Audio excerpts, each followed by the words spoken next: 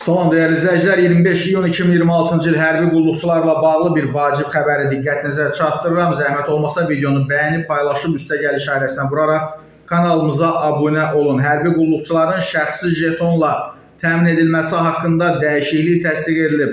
Bununla bağlı Prezident İlham Əliyev hərbi xidmət keçmə haqqında əsasnamənin təsdiq edilməsi barədə və hərbi vəzifə və hərbi xidmət haqqında qanunlarda dəyişikliyi imzalayıb. Sənədə əsasən onlar hərbi xidmət keçdikləri dövlət orqanları, onların strukturuna daxil olan qurumlar tərəfindən şəxsi jetonla təmin ediləcəklər. Buna görə də qanunvericiliyə şəxsi jeton anlayışı və istifadə qaydaları əlavə edilib.